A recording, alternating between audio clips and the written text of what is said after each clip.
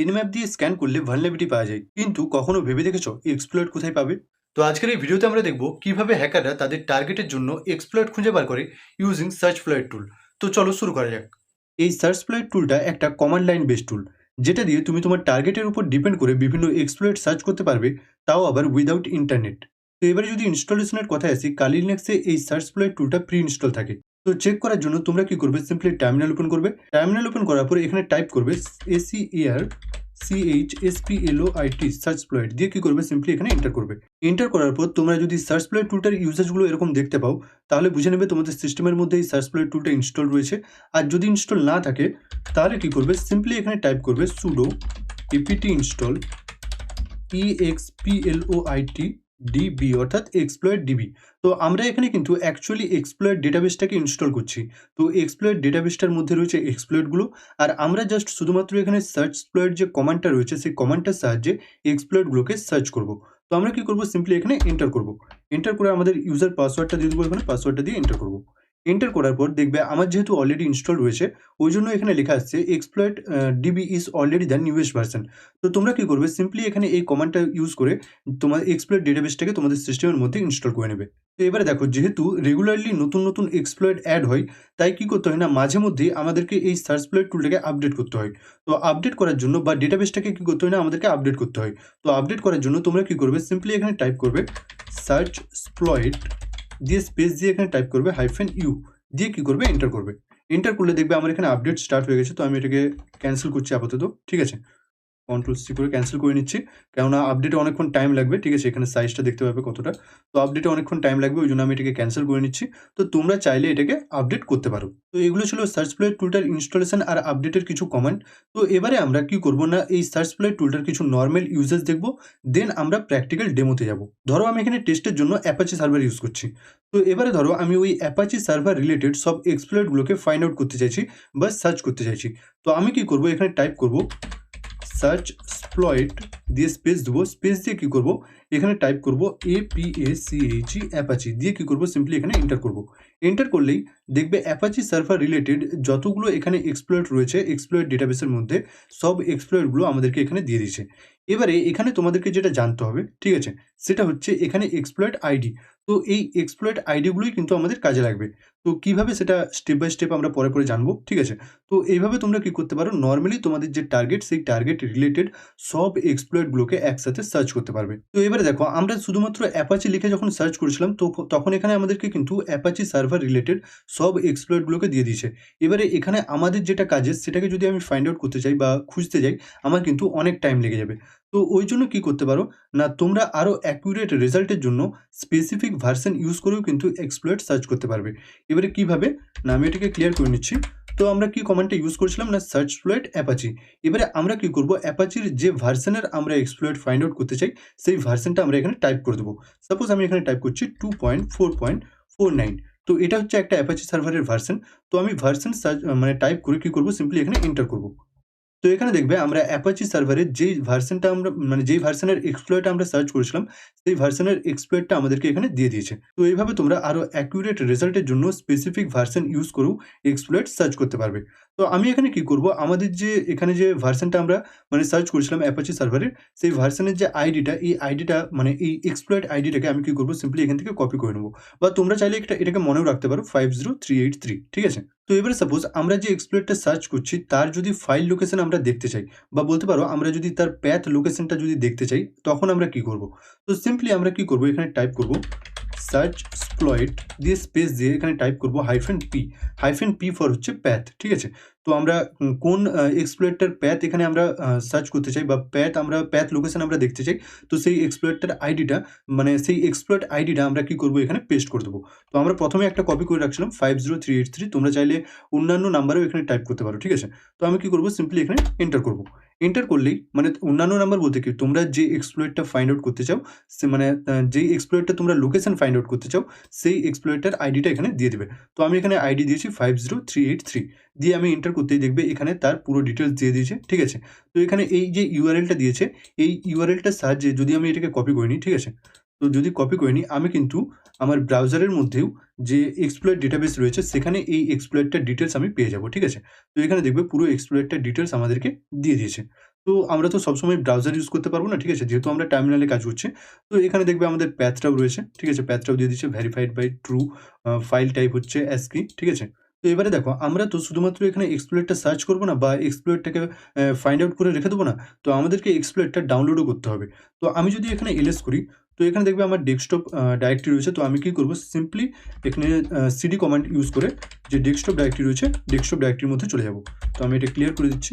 তো ls করলে দেখবে শুধুমাত্র এখানে একটাই ডাইরেক্টরি রয়েছে ফাইলস নামে। তো এবারে আমরা কি করব, একটা স্পেসিফিক এক্সপ্লয়েটকে আমাদের এই ডেস্কটপ ডাইরেক্টরির মধ্যে কপি করব বা বলতে পারো এটাকে ডাউনলোড করব। তো আমরা কি করব, এখানে কমান্ড দেব সার্চ এক্সপ্লয়েট দিয়ে স্পেস দিয়ে আমরা কি করব, এখানে যে অপশনটা ইউজ করব সেটা হচ্ছে -m দিয়ে স্পেস দেব। স্পেস দিয়ে আইডিটা আমরা এখানে টাইপ করে দিই 50383 দিয়ে কি করব, সিম্পলি এখানে এন্টার করব। এন্টার করতেই দেখবে কপি টু, মানে যে এক্সপ্লয়েটের আইডিটা আমরা দিয়েছিলাম সেই আইডিটা আমাদের ডেস্কটপের মধ্যে কপি হয়ে গেছে। তো আমি যদি এখানে ls করি, তো এখানে দেখবে মানে এক্সপ্লয়েটটা আমাদের এখানে চলে আসছে। তো আমি চাইলে এখানে ক্যাট ইউজ করেও কিন্তু, ক্যাট কমান্ড ইউজ করেও কিন্তু মানে এখানে যে এক্সপ্লয়েটটা রয়েছে ওই এক্সপ্লয়েটটাকে রিড করতে পারবো। মানে এক্সপ্লয়েটের ভিতরে যে কনটেন্টটা রয়েছে বা বলতে পারো যে কোডটা রয়েছে সেই কোডটাকে আমি রিড করতে পারবো। তো এবারে দেখো আমাদের পক্ষে তো সম্ভব নয় প্রত্যেকটা এক্সপ্লয়েটকে এভাবে ডাউনলোড করে তার মধ্যে থাকা কোডগুলোকে রিড করা। তো আমরা যদি সরাসরি টার্মিনালের মধ্যে ওই কোডগুলোকে রিড করতে চাই, মানে আমাদের যে সার্চ করা এক্সপ্লয়েটগুলো তার যদি আমরা কোডগুলোকে রিড করতে চাই, আমরা এখানে যে কমান্ডটা ইউজ করবো সেটা হচ্ছে সার্চ এক্সপ্লয়েট দিয়ে স্পেস দেবো। স্পেস দিয়ে কি করব, এখানে যে অপশনটা ইউজ করব সেটা হচ্ছে -x দিয়ে আবার স্পেস দেবো। স্পেস দিয়ে এক্সপ্লয়েট আইডিটাকে আমরা এখানে পেস্ট করে দেবো। তো আমাদের এক্সপ্লয়েট আইডিটা ছিল 50383, মানে টাইপ করে দিলাম, ঠিক আছে? আইডিটা দিয়ে কি করব, সিম্পলি এখানে এন্টার করব। এন্টার করলে দেখবে ওই এক্সপ্লয়েটটার যে কনটেন্ট, মানে ওই এক্সপ্লয়েটটার মধ্যে থাকা কনটেন্ট বা বলতে পারো তার যে কোডটা, সেই কোডটা আমরা এখানে টার্মিনালের মধ্যেই রিড করছি, তাও ডাউনলোড না করে, ঠিক আছে? এবারে তোমরা হয়তো অনেকে বলবে তো আগে ডাউনলোড করেছিলাম এটা, ঠিক আছে? তার জন্য হয়তো আমরা রিড করতে পারছি। তো আমি চাইলে এখানে নাম্বারটা চেঞ্জ করে দিচ্ছি। ধরো 5038, ঠিক আছে? দিয়ে যদি এন্টার করি, তো এখানে কুড নট ফাইন্ড, তো ঠিক আছে হয়তো ওই মানে ওই আইডির কোনো ইয়ে নেই। 1 2 3 4 টাইপ করে যদি এন্টার করি, তো হ্যাঁ 1 2 3 4 এর মানে এই আইডিরও একটা এক্সপ্লয়েট এভেইলেবল রয়েছে, যেটার কোডটা বা যেটার ডিটেইলস আমাদেরকে এখানে দিয়ে দিয়েছে। তো তোমরা কি করবে, সিম্পলি কিবোর্ডের মধ্যে কিউ প্রেস করে এখান থেকে এক্সিট নিয়ে নেবে। তো এইভাবে তোমরা কি করতে পারো না, ডাউনলোড না করেও বিভিন্ন এক্সপ্লয়েটের কোডগুলোকে টার্মিনালের মধ্যে রিড করতে পারবে। তো এগুলোই ছিল বেসিক কিছু ইউজেস। তো এবারে আমরা একদম প্র্যাকটিক্যাল ডেমোতে যাব। তো এই প্র্যাকটিক্যাল ডেমোতে আমি টার্গেট হিসেবে নিয়ে নিয়েছি scanemy.nmap.org বলে যে টেস্ট সাইটটা রয়েছে nmap এর, সেই টেস্ট সাইটটাকে। তো আমি প্রথমে কি করব না, nmap দিয়ে স্ক্যান করব সাইটটাকে। স্ক্যান করে দেখব কোন কোন সার্ভিস গুলো ওপেন রয়েছে, ঠিক আছে? সেই হিসেবে আমরা এক্সপ্লয়েট সার্চ করব। তো আমি এখানে নরমাল প্রথমে সার্চ করব nmap scanemy.nmap.org দিয়ে কি করব, সিম্পলি এখানে এন্টার করব। এন্টার করতে দেখবে আমাদের এখানে স্ক্যানিং স্টার্ট হয়ে গেছে। তো আমরা একটু ওয়েট করব। তো এখানে দেখবে আমাদের স্ক্যান কমপ্লিট হয়ে গেছে। তো এখানে পোর্ট নাম্বার রয়েছে, স্টেট রয়েছে আর সার্ভিস রয়েছে। তো এখানে যদি আমরা দেখি, দেখবে SSH সার্ভিস ওপেন রয়েছে, ডোমেন সার্ভিস ওপেন রয়েছে, HTTP সার্ভিস ওপেন রয়েছে। এরপর আমরা যদি আরও নিচে যাই, দেখবে এখানে nping ইকো সার্ভিস ওপেন রয়েছে, তারপরে ইলাইট সার্ভিস ওপেন রয়েছে। তো এখানে আমি কি করব, সিম্পলি এখানে যে ইলাইট সার্ভিসটা রয়েছে, এই ইলাইট সার্ভিসটার আমরা এক্সপ্লয়েটগুলোকে ফাইন্ড আউট করব সবার প্রথমে। তো আমি কি করব, সিম্পলি এটাকে কপি করে নেব সিলেক্ট করে। কপি করার পর আমি কি করব, এখানে টাইপ করব সার্চ এক্সপ্লয়েট দিয়ে স্পেস দিয়ে এখানে আমরা যে ইলাইট লেখাটা ছিল, যেটা কপি করেছিলাম ইলাইট বলতে পারো সার্ভিসটা, সেটাকে আমরা এখানে পেস্ট করে দেবো, বাট তোমরা টাইপও করতে পারো, ঠিক আছে? দিয়ে কি করবে, সিম্পলি এখানে এন্টার করবে। এন্টার করলে দেখবে ইলাইট যে হচ্ছে সার্ভিসটা ছিল তার যতগুলো এক্সপ্লয়েট এভেলেবেল রয়েছে সেই এক্সপ্লয়েটগুলোর লিস্ট আমাদেরকে এখানে দিয়ে দিয়েছে। তো এখানে যদি ভালো করে দেখো, তো ইলাইট যে সার্ভিসটা তার অনেকগুলো এক্সপ্লয়েট রয়েছে। তো আমাদের কোনটা কাজের সেটা কিন্তু আমরা বুঝতে পারছি না। তো আমরা কি করব, আরও ডিপ স্ক্যান করব। তো ডিপ স্ক্যান করার জন্য আমরা কি করব, এখানে আমরা টাইপ করব nmap। আমি এটা প্রথমে ক্লিয়ারই করে নিচ্ছি, ঠিক আছে? ক্লিয়ার করে নিই। তো এখানে আমরা টাইপ করব nmap দিয়ে স্পেস দিয়ে আমরা এখানে টাইপ করব স্মল s ক্যাপিটাল V, ঠিক আছে? ক্যাপিটাল V দিয়ে স্পেস দেবো। তো এটা হচ্ছে সার্ভিস আর ভার্সন একসঙ্গে আমাদেরকে মানে স্ক্যান করে রেজাল্টটা দিবে, ঠিক আছে? তো আমি কি করব, সিম্পলি এখানে এন্টার করব। তো এখানে দেখবে অনেকগুলো সার্ভিসই ওপেন রয়েছে, বাট আমাদের এখানে ইলাইট সার্ভিসটা আমরা দেখতে পাচ্ছি না। তো এখানে যেকোনো একটা সার্ভিস নিয়ে নিচ্ছি, যার ভার্সন এখানে রয়েছে। তো এখানে দেখবে অ্যাপাচি সার্ভিসটার দেখবে ভার্সন এখানে রয়েছে 2.4.7। তো আমরা এই ভার্সনের এক্সপ্লয়েট সার্চ করে দেখব আমরা পাই কি পাই না। তো আমরা কি করব, সিম্পলি এখানে কমান্ড টাইপ করব সার্চ এক্সপ্লয়েট দিয়ে স্পেস দেবো। স্পেস দিয়ে কি করব, এখানে টাইপ করব APACHE অ্যাপাচি দিয়ে স্পেস দিয়ে আমাদের ভার্সনটা এখানে টাইপ করে দেবো, যেটা রয়েছে 2.4.7। 7 ঠিক আছে? দিয়ে কি করব সিম্পলি এখানে এন্টার করব। তো এন্টার করতেই দেখবে 2.4.7 এর টোটাল মানে অ্যাপাচির যে ভার্সনটা 2.4.7 সেই ভার্সনের টোটাল ২ টো এক্সপ্লয়েট রয়েছে যেটা আমাদেরকে এখানে দিয়ে দিয়েছে। তো আমি কি করব সিম্পলি এখান থেকে এক্সপ্লয়েট আইডিটা কপি করে নেব। কপি করার পর আমি এটা ক্লিয়ার করে নিচ্ছি টার্মিনাল।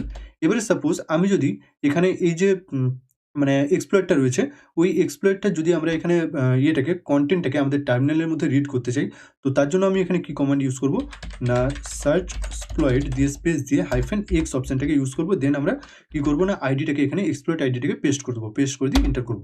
এন্টার করলেই দেখবে তার পুরো কোডটা মানে ওই যে এক্সপ্লয়েটটা তার কোডটা আমাদের টার্মিনালের মধ্যে চলে আসছে আর আমরা রিড করতে পারছি। ঠিক আছে? তো তোমরা একটা টিপস আমি দিয়ে দিচ্ছি। তোমরা কোনো এক্সপ্লয়েট ইউজ করার আগে অবশ্যই তার কোডটাকে ভালো করে পড়ে নেবে। পড়ার পরেই কিন্তু তারপরেই ওই এক্সপ্লয়েটটাকে ইউজ করবে। তো আমি জাস্ট কিউ প্রেস করে এখান থেকে কুইট করে নিচ্ছি। দেন এবারে সাপোজ আমি যদি ডাউনলোড করতে চাই এখানে এই এক্সপ্লয়েটটাকে, তাহলে আমি কি করব সিম্পলি এখানে টাইপ করব সার্চ এক্সপ্লয়েট দিয়ে স্পেস দিয়ে -m দিয়ে কি করব এক্সপ্লয়েট আইডিটাকে এখানে পেস্ট করে দেব। পেস্ট করে দিয়ে এন্টার করব। এন্টার করলে দেখবে আমাদের এখানে কপি হয়ে গেছে ডেস্কটপের মধ্যে এই এক্সপ্লয়েটটা।